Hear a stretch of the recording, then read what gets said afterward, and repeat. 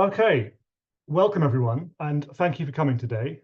My name is Will Snell. I'm the Chief Executive of the Fairness Foundation, and I'm pleased to be chairing this event in partnership with the Policy Institutes at King's College London as part of our Fair Society event series. Most of the events in this series have been about new books with authors such as Will Hutton and Minouche Shafiq, but today we're launching one of our own reports, Deepening the Opportunity Mission, following on from our report last week, The Canaries. And I'm delighted to be joined by my co-author, Melanie Fields, as well as three distinguished panelists, Hamida Ali, Head of Policy and Programmes at the Future Governance Forum, Emma Norris, Deputy Director at the Institute for Government, and James Plunkett, Chief Practices Officer at Nesta.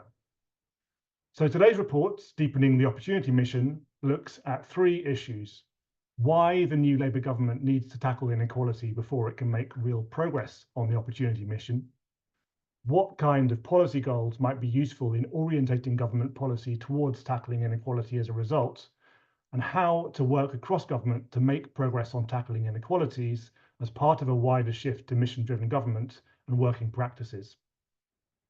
So Melanie and I are going to quickly introduce the reports, and then I'll invite our panel to share their thoughts on some of the issues raised in it. And then we'll turn over to an audience Q&A, and there should be plenty of time for questions before we finish at 2 p.m. sharp. So please submit your questions using the Q&A function on Zoom. The earlier the better, and you can also upvote other people's questions. So I'm going to start by talking about the first two sections of the report. Firstly, why the new Labour government needs to tackle inequality before it can make real progress on the opportunity mission. So breaking down barriers to opportunity is one of the new Labour government's 5 missions, and Labour understands that this requires action outside as well as inside the classroom. The manifesto pointed out that greater opportunity requires greater security, while the opportunity mission document argued that housing and job insecurity are barriers for too many people from disadvantaged backgrounds. And the new Education Secretary, Bridget Phillipson, tweeted on Sunday, "Getting my feet under the table at DFE, the Department for Opportunity. From here we'll work to give every child the best start in life, drive high and rising standards, and ensure that background is no barrier to getting on in life." Now, there's plenty of evidence to back up the assertion that poverty and inequality are barriers to opportunity, to such an extent that no government could ever succeed in giving everyone equal opportunities without substantially reducing both. And the report lays out some of the latest research on this topic. The philosophical arguments are equally persuasive. The report has a section written by Martin O'Neill, Professor of Political Philosophy at the University of York, about the difference between what we call deep opportunity and shallow opportunity, which links to the philosopher John Rawls's arguments about fair equality of opportunity. And we think that inequality is unfair for 2 reasons. One, because a lot of it is caused by circumstances outside people's control, unequal opportunities, and because unequal outcomes in one generation preclude equal opportunities in the next. The so-called Great Gatsby curve shows that income inequality is correlated with inequality of opportunity, proving that you cannot level up opportunities without first making significant progress on leveling up outcomes. Note to self not to talk about leveling up anymore, as it's no longer a thing. So inequality of various forms of wealth, income, sex, race, region, disability, and so on is not only unfair, it's also harmful for all of us. By hindering opportunity, inequality wastes talent, reduces productivity, and incentivizes rent-seeking over productive enterprise. So it's a barrier to economic growth. Inequality also weakens the bonds that hold us together as a society and undermines people's trust and participation in the democratic process. Inequality is therefore a barrier, we think, to all 5 of Labour's missions, as we showed in our recent report, The Canaries, and as we'll argue in our forthcoming wealth gap risk register. Tackling poverty alone will not be enough to achieve the opportunity mission. We also need to look at excessive wealth and other forms of inequality. And the public agrees. We found last year that 85% of Britons are concerned about inequality. 83% agree with the need to reduce inequality to support fairer opportunities, while 75% are concerned that very wealthy people have too much influence on the political system, and 69% are concerned about current levels of wealth inequality in the UK. While Labour clearly understands that action to break down the barriers to opportunity must take place outside as well as inside the school gates, there is a risk that the non-education parts of the opportunity mission will be deprioritised now that they're in government, because they're difficult and because they span the remits of multiple government departments and ministerial portfolios. Of course, missions are long-term projects, but if the Labour government is not able to noticeably improve people's lives chances and living standards in the next 5 years, there's a real risk that the far right will capitalise on this failure and achieve a result in that year's general election that to date has seemed impossible. As Robert Shrimsley argued in the Financial Times in June, a Starmer government may be British politics' last chance to halt the populist radical right. A flatlining economy and stagnant real wages have left many voters angry, unsure that traditional politics can bring the better life they demand. Mainstream parties cannot afford to keep failing them. I'm going to talk briefly now about what kinds of policy goals might be useful in orientating government policy towards tackling inequality. So we've established that inequality is a barrier to opportunity, is inherently unfair, is unpopular with the public, and is undermining our economy, our society, and our democracy. But what can we do about it? Labour set out its first steps for change in May, including recruiting 6,500 new teachers. But now it needs to work out its next steps, and it needs to set out some detailed targets against which it can measure progress on its missions. For the Opportunity Mission, these need to include targets for a range of so-called complex outcomes that span the different barriers to opportunity, covering, for example, social security, education, work, housing, and health. And the report suggests some indicators that could be used to measure these complex outcomes without recommending specific targets for each. Also outlines the sort of policies that will be needed to make meaningful progress on those outcomes by driving change through a combination of investment, regulation, incentives, and taxation. And some of these policies are relatively straightforward, such as tackling insecure work, but some, such as introducing a citizen's inheritance, are much more ambitious. We would argue that there's no way to break down barriers to opportunity without making the necessary investments in our social and physical infrastructure to reduce inequality and poverty, and that this will require new sources of revenue. And that the inescapable conclusion, therefore, is that substantial changes are needed to how we tax wealth in this country. But the report does not set out to generate a detailed list of policy suggestions or to argue for specific policies over others, nor does it seek to explain how to bring those policies about in terms of the politics or the detailed policy milestones. Instead, its main contribution, beyond arguing how and why tackling inequality is necessary to achieve the Opportunity Mission, is to set out some of the ways in which the machinery of government could be reformed to enable progress on these cross-cutting inequality targets, building on recent work on the how of making mission-driven government effective, so that government departments have the ability and the incentives to work together towards these shared goals. And I'm now going to hand over to my co-author, Melanie Fields, to talk about the how section of the report. Thanks, Will, and hello everyone. Really good to be here and with such great panelists as well. So I'm looking forward to the discussion later. So Will's already talked about why it's so important that the government embeds a broad and deep focus on reducing inequality in its approach to breaking down barriers to opportunity, and why this requires concerted action beyond the doors of the Department for Education. And if this isn't done, there's a real risk that action taken to deliver opportunity outcomes will entrench or even increase existing inequalities. So that has to be a really clear focus in my view. Will's also talked about what sorts of outcomes the government needs to be working towards to reduce inequalities in areas such as poverty, housing and health, if this mission to break down barriers to opportunity is going to achieve its goals.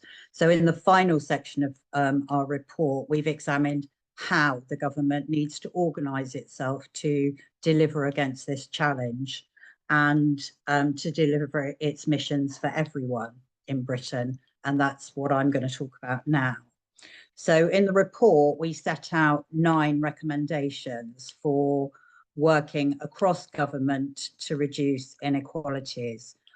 So I'm just going to sort of quickly run through those and then consider where we've got to, and hopefully we can then sort of discuss what more needs to be done.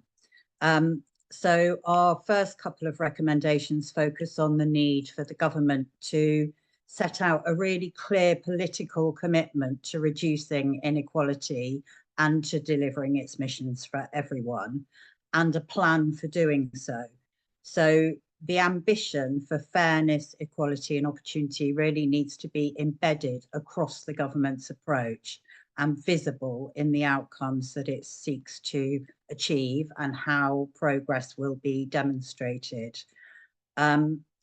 And I would argue that this needs to be presented in a way which speaks to more people, so that equality or tackling inequality isn't seen as a minority issue, but as one that has relevance to all of us. And I think that that is particularly, you know, the context for that is ripe, if you like, it in the wake of the pandemic and the unequal impacts that many people experienced, and in the midst of a cost of living crisis where many more people are struggling. So whether this ambition is expressed as a sort of uber mission that sits across the 5 missions, or as a principle or set of values that guides how the government will govern, it's really important that this goal of reducing inequalities is visible and translated into a strategy and a clear set of outcomes to be delivered. And it needs to be backed by the investment needed to make change. As well as already talked about, inequality has costs for our economy and our society, and creating equality of opportunity can support the drive for economic growth and help create a more cohesive society. And this needs to be recognised in the government's spending plans. Our next set of recommendations focus on the government structures needed to drive delivery of this agenda across government. And this is already a challenge for a mission-driven government trying to work across ministerial and departmental silos. And I'm sure some of the other participants have you know, done a lot of work on this and will have views on how that can be done.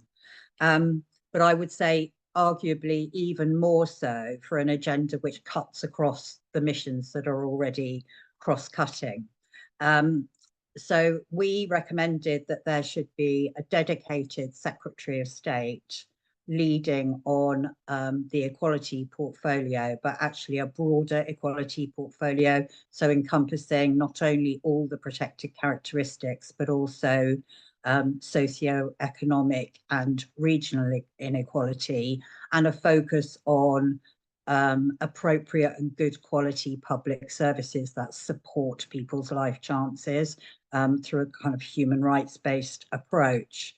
And that approach would, again, speak to more people, I think, but also recognise the complex interactions between different forms of inequality, and ensure that those were sort of recognised and reflected in a strategic approach to tackling them. In terms of government structures, I think we're still waiting to see how the centre is going to organise itself around delivering missions, but we recommended that there should probably be a cabinet subcommittee focusing on this strategy to reduce inequality. And if there are mission boards, then I would want to see, you know, a minister representing this agenda sitting on those mission boards. We also looked at the role of sort of official level working groups working across departments, and having a real clear delivery plan, recognising, and I'm sure James will talk a little bit more about this, about this kind of how you articulate an ambitious long-term objective, and then how you actually need to be kind of flexible and responsive towards working towards achieving that. And that needs to be kind of transparent with a appropriate accountability mechanisms built into that. So as well as recommending there should be a Secretary of State, and we said that should be located at the centre in the Cabinet Office, alongside a broadened out, currently the Equality Hub is the set of officials who work on this agenda. That should be broadened out to reflect that broader agenda that I've talked about. And I've talked about it in terms of being a sort of equality delivery unit sitting at the heart of government and supporting and driving delivery across government. So articulating the sort of frameworks that are needed and how to increase public engagement and stakeholder engagement and have a much more externally focused approach to delivery. So that unit could become a sort of centre of excellence within government around how to work in that much more open way. The other thing that I think the Equality Delivery Unit should be is as the sort of centre of data on inequality, and to use that to inform work across government. And I'm really keen on a what works approach being adopted. So I think there's not been enough examination of the types of interventions that are successful in reducing inequalities. And there was a previous report, I think by IFG and the Policy Institute, but I can't quite remember, that recommended an approach to that. So so I think that evidence-based approach is vital. Then in terms of accountability, so we need stronger accountability mechanisms. So in this kind of cross-government delivery scenario, I think it would be really important if the Prime Minister's remit letters to Secretaries of State make really clear their responsibility to work cohesively to achieve these cross-cutting goals. And I think there's also a need for permanent secretaries to be held accountable for the delivery of their departmental contribution to equality outcomes. Then in terms of sort of external holding to account, the Women and Equalities Select Committee previously recommended that it itself should become a cross-cutting committee. So I think that would be a good way of ensuring that ministers across government can be called to Parliament and held to account for their delivery of equality objectives. But also we need stronger external institutions to hold government to account. So I used to work at the Equality and Human Rights Commission. I would like to see that organisation much more demonstrably independent from government and holding government to account in a more effective way. I think the new government needs to look at the role of the Social Mobility Commission and see whether that's operating effectively in holding government to account.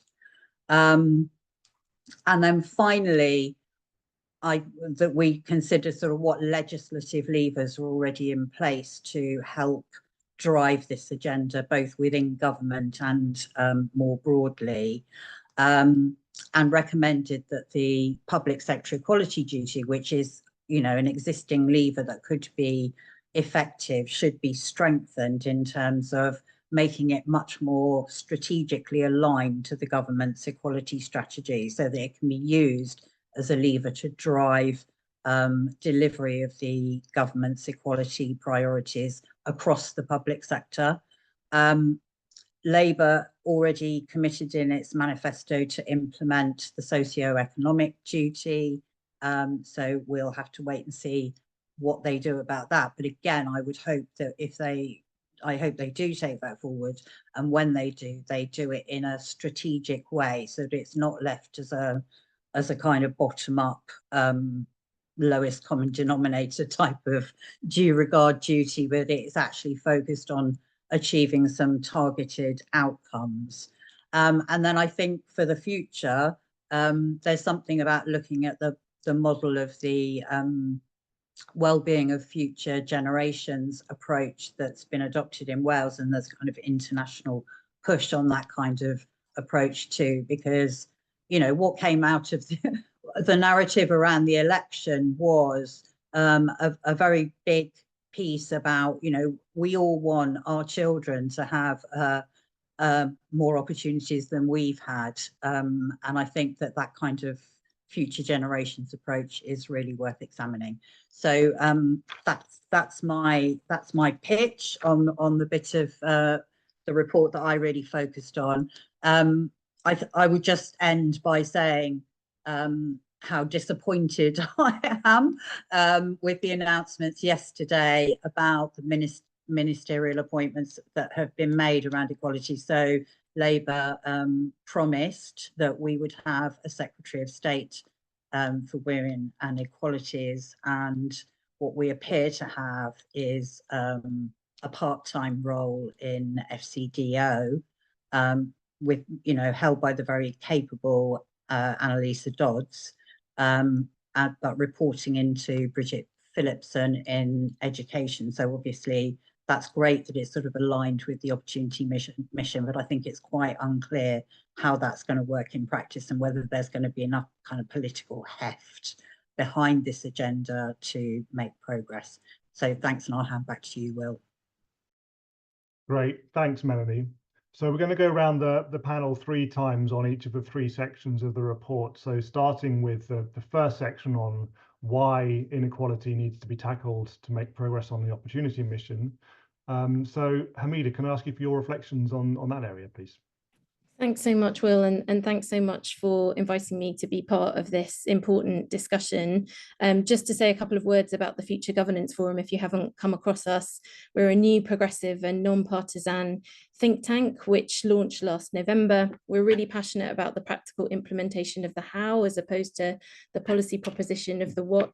I'm really interested in making space for that consideration, and have done lots of work on mission-driven government, looking at devolution, and also looking at how we can answer that question that Will posed earlier about how we raise more investment, potentially private investment, for the public good. So do look us up if you want to keep up to date with what we're doing. Firstly, I'd say this is a really important report, and just wanted to give my congratulations to the Fairness Foundation on undertaking and publishing this work and raising really important questions, and to thank you too for drawing attention to some of the work we've done on mission-driven government in our mission critical report. I think the real substance of tackling inequality has been relatively under-discussed during the heat of the general election campaign, even though it's always in the backdrop, and these are the scale of the problem. There's no question that these should be central considerations for a government, and you point to lots of examples in your report, but whether that's racial disproportionality of maternal death, the employment rate gap for disabled people, or the scale of domestic violence that still persists in our society.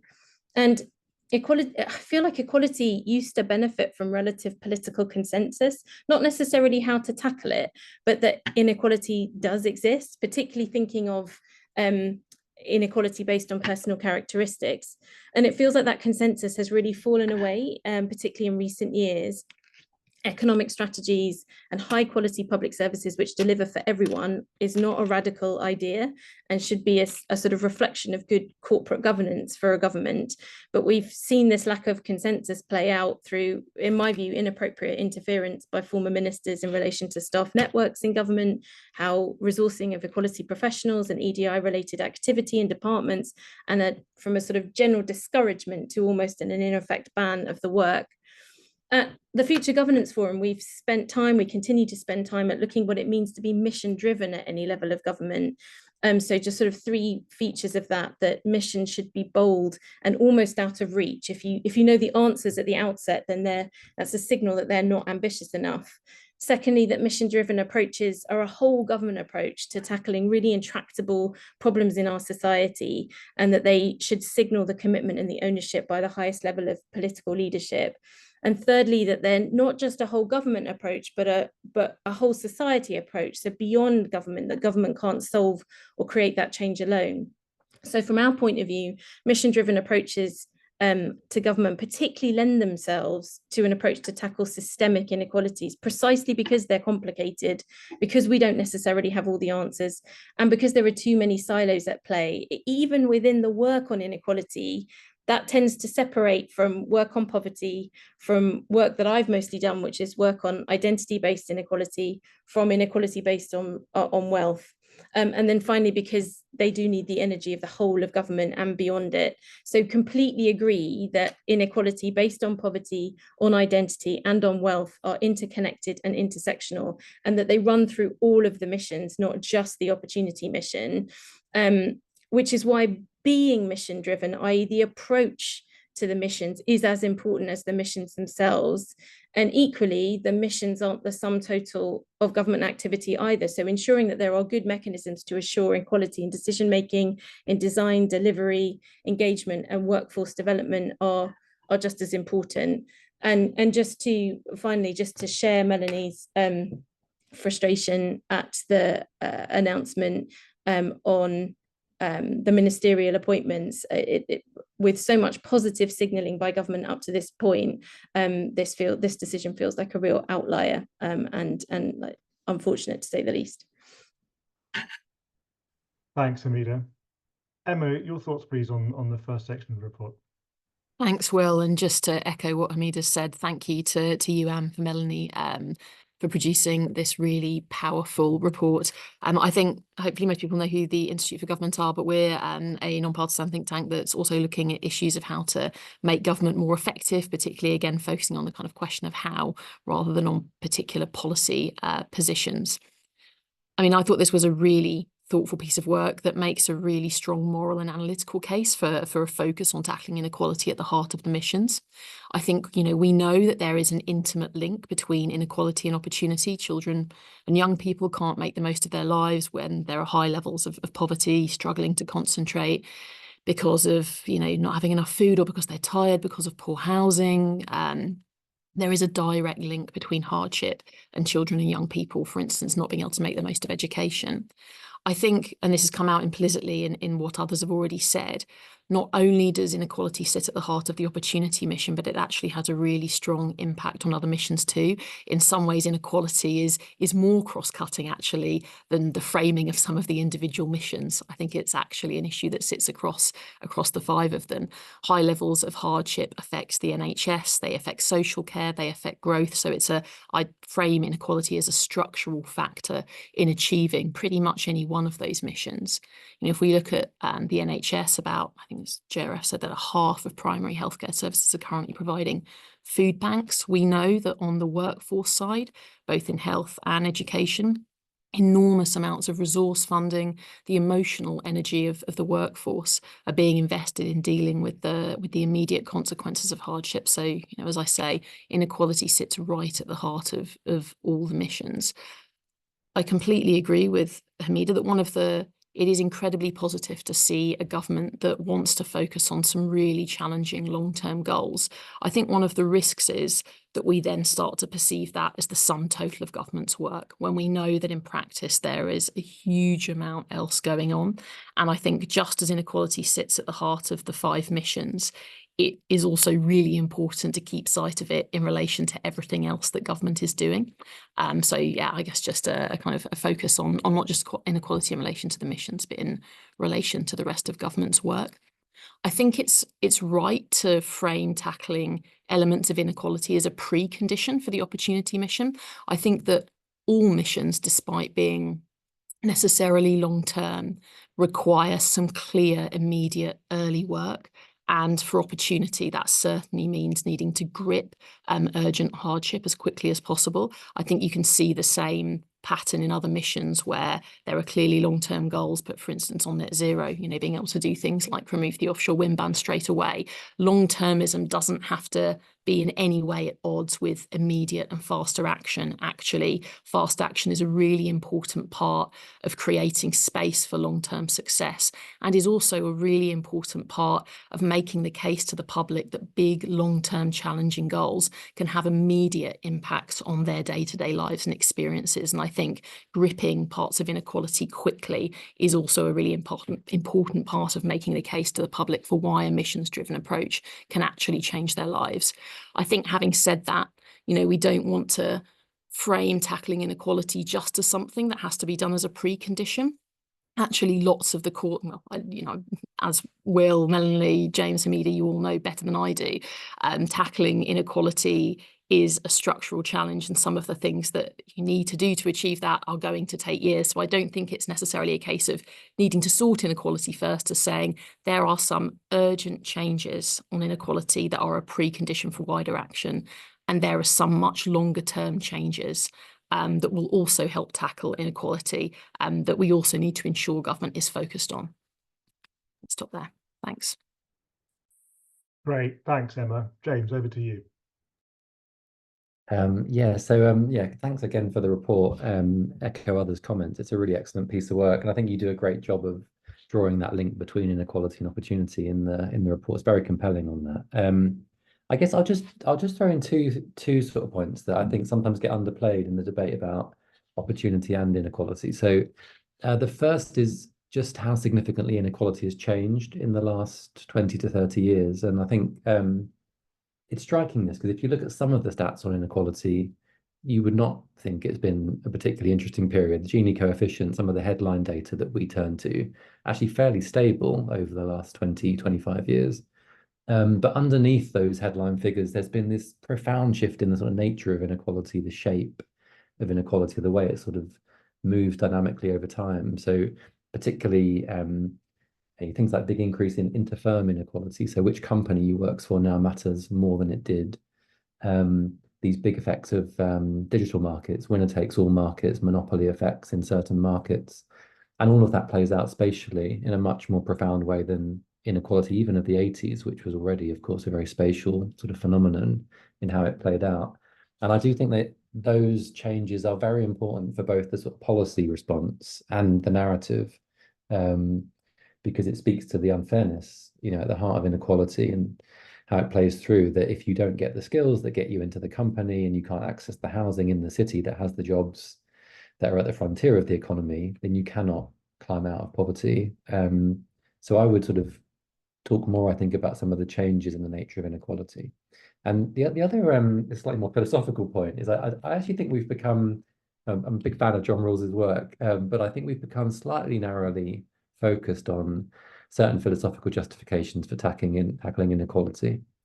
And I think sometimes the left deprives itself of certain arguments that are actually very compelling against inequality.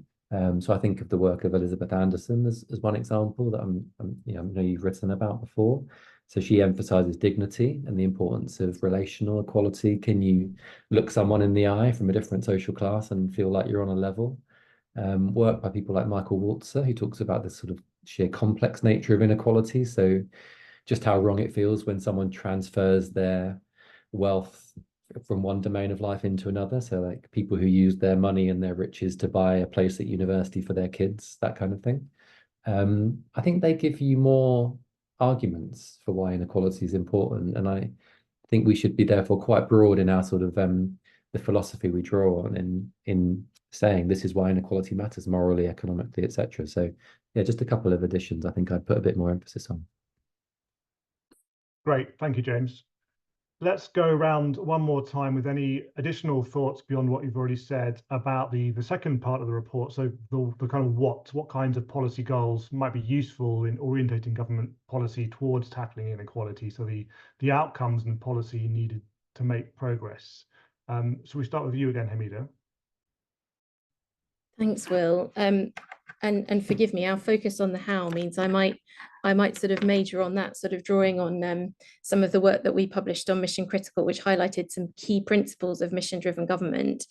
Because whatever the policy focus, we would argue that mission-driven government at whichever tier of government and whichever mission it's concerned with is about a different way of governing.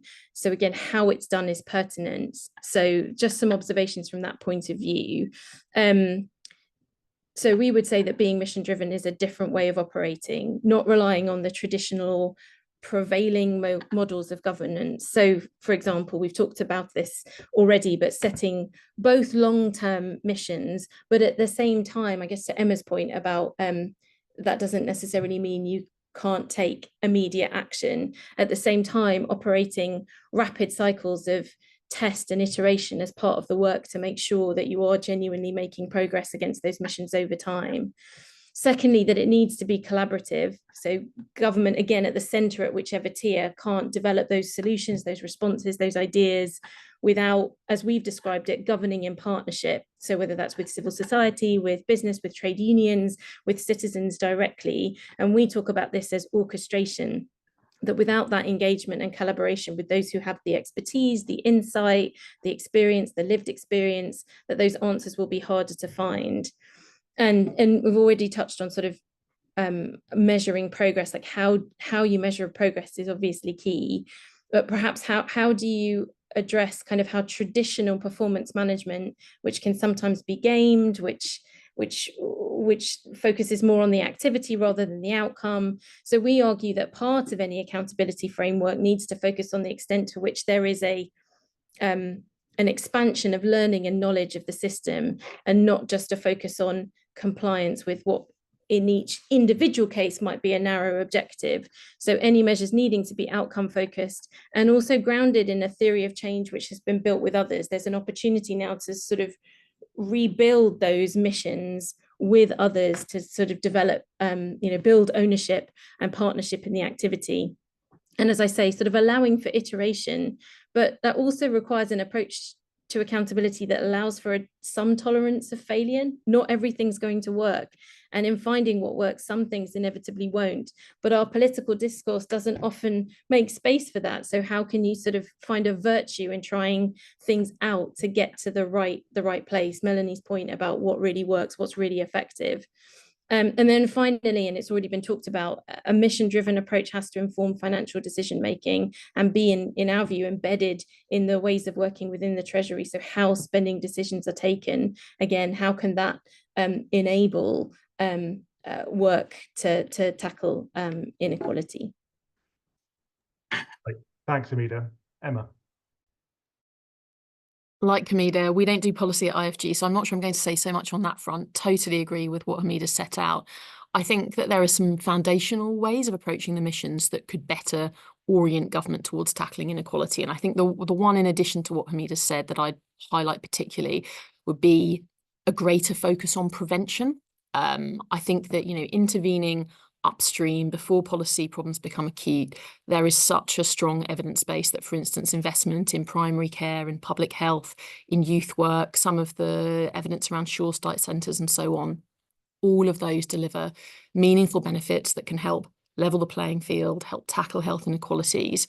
And yet government after government, minister after minister, often say that they are interested in prevention, that they want to focus on prevention, but then you see all of the money, understandably, at points of crisis being invested in acute.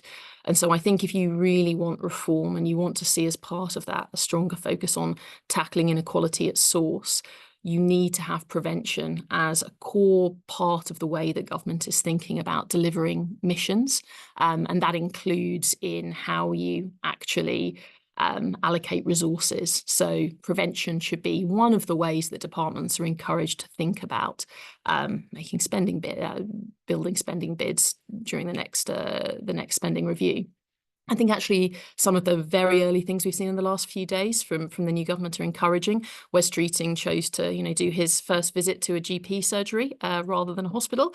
Probably the first time we've seen that in a long time from a new Health and Social Care Secretary of State.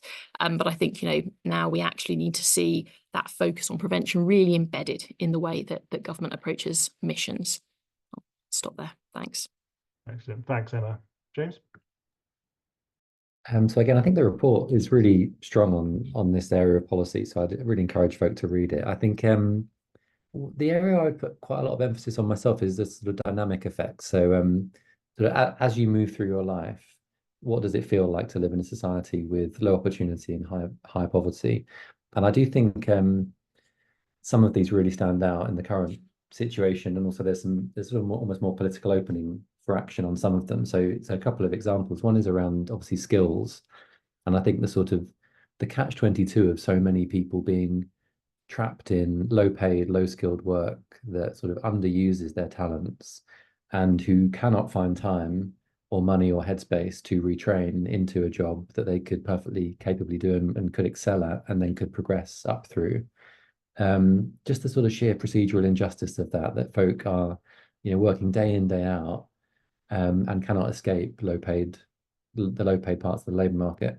And I think there's personally, I would sort of push for a really quite a bold agenda on adult skills and on just making it practical for people to take the time off to retrain, which currently is just undoable for so many millions of folk. So that's one area, and the other is slightly more technical one, but it's about essentially sort of the climb out of poverty. I think in a combination of sort of high withdrawal rates for social security and questions like how do you pay back debts once you're in debt? The debt remedy landscape is a mess. The way that debts are reclaimed on universal credit, if you've been overpaid universal credit, mean that it's just unbelievably steep. I think people don't realize this who have not themselves experienced poverty, that the climb out is so steep that you keep so little of your extra income, and so much goes on just navigating the kind of sheer complexity of how do you pay down debts to various creditors, including the state. So I would, if I was sort of thinking about the policy agenda on this, yes, put lots of effort into the more sort of static questions of income distributions, some of the things others have mentioned, but I'd go really quite big on those sort of how does it feel as you move through your life, and what can be done at different life points to help folk escape poverty, in essence. Excellent. Thank you, James. Finally, we're going to go around for some comments, in addition to what's been said already, on the specific 9 recommendations in the report, and feel free to address as many or as few of them as you like. Hamida, starting with you. Thanks. Thank you. I mean, I said at the beginning about commented on the appointments and what a missed opportunity that feels. I mean, I agree broadly with the report's conclusions and recommendations around accountability, around political leadership, the institutional support, the professional resource, and the collaborative approach. And I wanted to focus my reflections at this point on the recommendations on strengthening the legislative levers, and agree on those. Important to enact the socioeconomic duty, strengthening the duties. I thought the idea of a duty on ministers and regulators and inspectorates was useful and interesting. I guess my reflection is based on experience to date across the public sector with sort of pre-existing versions or admittedly weaker ones of some of these levers. So whether it's the equality duty, equality impact assessment practice, equality objectives, public procurement, publishing action plans, all of these have been in place either in practice across different public sector organisations or pursued in some form in the last 20 years or so. And we've seen over that time more professional resource deployed to meet those requirements, but they haven't, that investment hasn't leveraged the results which match the level of activity or intent of the people involved. And part of that, I think, is because too often these duties have become, in practice, not their intent, but in practice, a compliance activity, as opposed to being genuinely part of a whole piece of work, which is what potentially a mission-driven approach could offer. So, for example, equality impact assessments, in my experience, have too often been a retrospective, self-justificatory exercise to satisfy a legal requirement, as opposed to its intent, which is all about being expansive and to open up and to maximize the potential of policy and delivery because of good consideration of equality, which is what we all want to see. And I don't know how often people think about the fact that the reason equality impact assessments were first introduced was because a 17-year-old was cut down at a bus stop in Eltham, and the subsequent investigation that took place in relation to that racist murder. And yet the sort of what the practice has become doesn't feel like it meets the profundity of that driver. so for all the reasons that I think the report communicates so well, tackling inequality in its widest sense is really complex and can't be addressed like after the fact. So could a mission-driven approach really help facilitate that exploratory, growing learning of the system together with others through meaningful engagement and that sort of test and iterative approach? And this is something that we're keen to look at as part of our mission critical program, and is to do a piece of work that looks at making the case for inclusion as an enabler of mission driven government with, from our point of view, a focus on race equality given the disparities in outcomes for some ethnic groups that we still see across public services, but really trying to address this question about how do you meet the objective set by strengthening all those legislative duties and requirements. How can you get that into the real purpose of an organization in practice, and so that it doesn't feel like it then slides to the responsibility of the person who's there as an advisor, an enabler, a professional resource, but that is genuinely part of what that activity, whatever bit of public service that is. And it feels to me that we haven't quite found that yet, and that there's a piece of work to be done to see how we can really achieve what all of the change we want to see through some of these mechanisms. Great, thank you, Hamida. Emma. Thanks, Will. Like Hamida, I mean, I think your final section looking at what solid change that actually happened, that set of recommendations is really powerful, particularly on the leadership and institutional support side, which speak to a lot of work that IFG has done. I wanted to focus particularly on the cross-government piece of actually making a reality of missions, because whilst at the moment we're talking about missions as being kind of cross-government goals, I think there is a risk that nonetheless we slide into silos that make it really difficult to achieve the ambition of missions. I mean, we could end up feeling slightly short, and I think there are some things that can be done. I think at the moment we've got really quite a high level set of 5 goals that have been set. And in some ways, they're actually quite siloed. You could quite easily put each of those missions in a single department, into the NHS, into DfE, into the Home Office, and so on. And I think we know that the kind of first thing that Labour is going to be focusing in on government is trying to put a bit more definition around those goals. What does the next level down look like? If you want to tackle the opportunity mission, what does the next layer down of ambition look like? And I think that this is where there is a real opportunity actually to make them a bit more cross-cutting. So if you take the health mission, for instance, it's essentially an NHS mission at the moment, but at the next level down, you could choose to focus some outcome goals around health inequalities or making the UK fitter, for instance.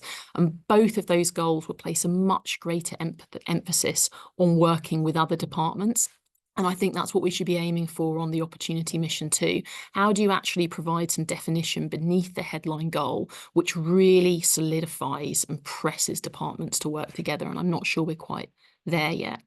I think the same is true on political leadership. All our work at IFG shows time and again that cross-cutting priorities make progress when really senior politicians force that progress to occur and for people to work in a cross-cutting way. We saw that on rough sleeping and social exclusion, for instance, in the early noughties.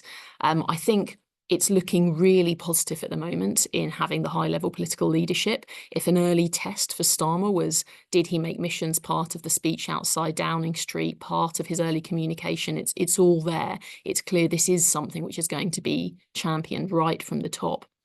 I think the next question is, does Starmer and do the other relevant secretaries of state actually reward behaviours from ministers and from civil servants that are about working together in a cross-cutting way? We need to see a kind of a matching of ambition with rewarding the right kind of activities.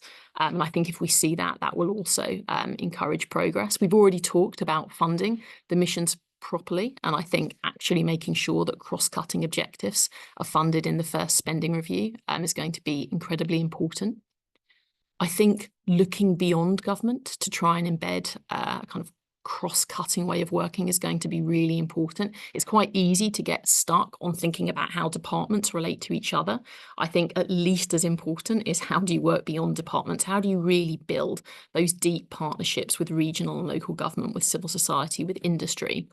You know, as a starting point, you want to see all those voices involved right from the start. So rather than just being on the kind of receiving end of a set of Whitehall instructions, that strategy setting, the kind of building the plan bit of missions has to be engaging all those actors right from the start. And I do think that's where it's absolutely right that you're going to have kind of cabinet committees on missions. You've got to have that senior political decision making. I think there has always been some anxiety about bringing in kind of outside voices to those spaces. So if that anxiety persists, then you need to have something really substantial beneath a cabinet committee, which is going to actually make sure that collaboration is right at the heart of creating plans for missions. And again, there's lots of great examples actually to draw from, whether it's looking at how the London Challenge initiative on improving schools worked so closely with London school leaders and teachers in the noughties, or tackling homelessness or criminal justice reform in the noughties. There are actually really strong examples of how you've put that cross-cutting working and that reaching out beyond central government right at the heart of building a plan. I think there's also something about culture and whether there is a way to get Whitehall to focus on the person rather than silos. So rather than even starting from education or early years or health, start with the person. What does a child need to get off to the right start? If you start there rather than in silos, that makes in some ways working across boundaries, I think, a bit easier. And then I think the kind of final piece for me is just around building confidence. And I talked a bit about this earlier. I think showing that you can combine really powerful long-termism with early action and real changes to lives quickly is going to be a very important part of maintaining the kind of public confidence and political space you need to achieve long-term change. And I think that's especially the case for the Opportunity Mission, where there are so many structural challenges to be gripped, and yet there is also urgent need that needs to be dealt with now.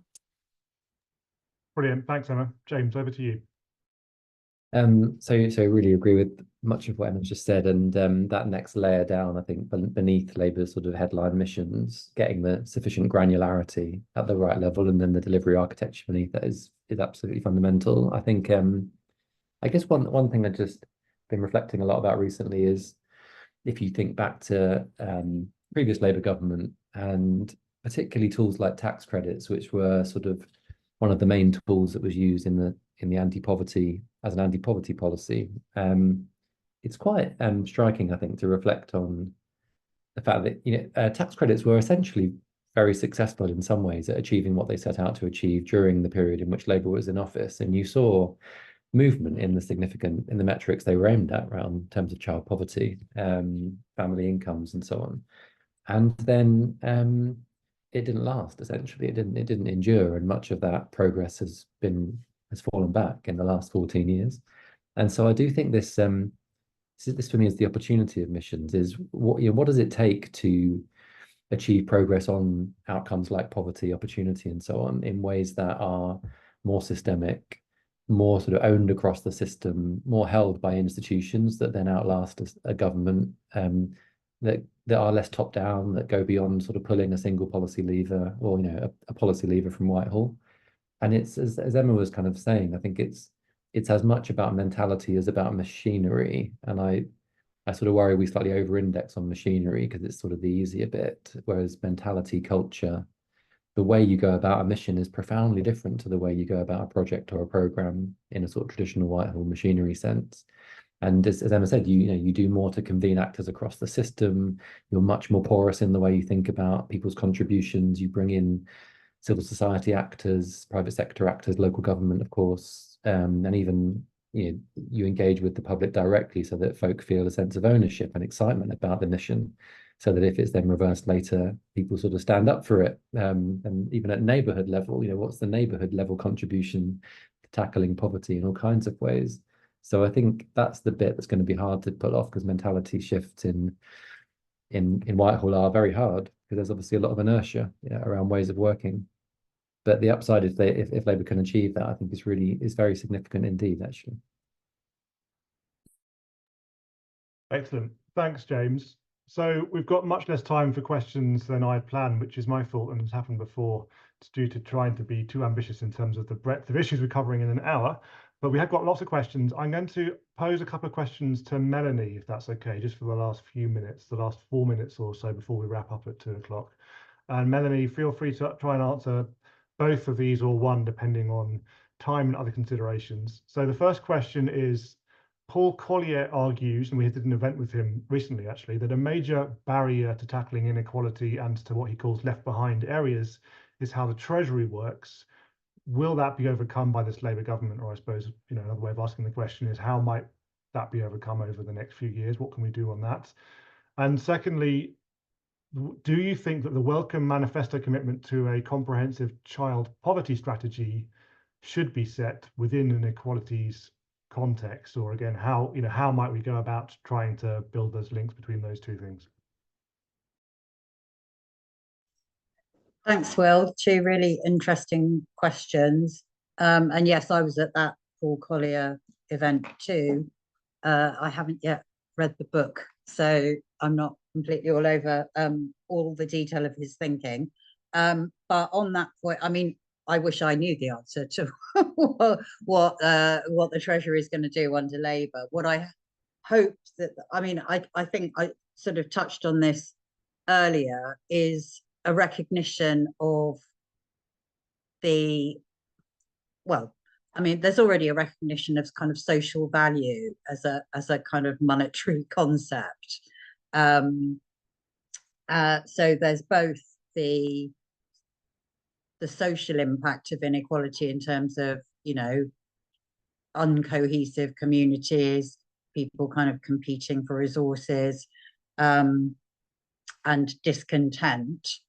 And then there's the economic cost of kind of dampen down opportunity for people, and the impact of that on the ambition for economic growth. So I think there is something about the Treasury really both understanding that, but also recognizing the kind of invest to save decisions that need to be made. So it is about kind of doing stuff now in order to reap benefits later. And I guess that also relates to the second question about child poverty, where that's obviously an issue. If you kind of create an underclass of children that aren't going to be able to contribute to society and the economy in the future, then that has massive long-term costs. In terms of whether, I think it's always difficult, because in a way you could expand this kind of equality and fairness agenda to be about everything. And the risk of doing that is that you then don't have sufficient focus on something very specific. It's clearly related. It clearly needs to be kind of looked at in the round. And I guess that goes back to, what I was saying about having a coherent kind of overarching approach to all of this stuff. But that doesn't mean that you don't then focus on kind of specifics within that. And it may be that you need a whole kind of mechanism around that. Just a couple of things that came up in the last 30 seconds. Hamida talked a little bit, everyone talked about, the extent to which machinery and structure is a solution. And I agree, it isn't a solution. It can be a barrier to success, though. So it's about getting that balance right. And, go back to what I said at the beginning about the current appointments. I'm just not sure that that the signalling and the political kind of weight behind this agenda is going to be sufficient to drive delivery. So that's my current thing that's keeping me awake at night. Thanks. Excellent. Thanks, Melanie. I'm going to wrap up there so we can finish by 2. So thank you again to Melanie, Hamida, Emma and James for your fantastic contributions today. Thank you all for coming and for your questions. I'm sorry we didn't have time to answer more of them. Thank you also to the Policy Institute at King's College London for partnering with us on this event, and we hope to see you soon. Thank you. Goodbye.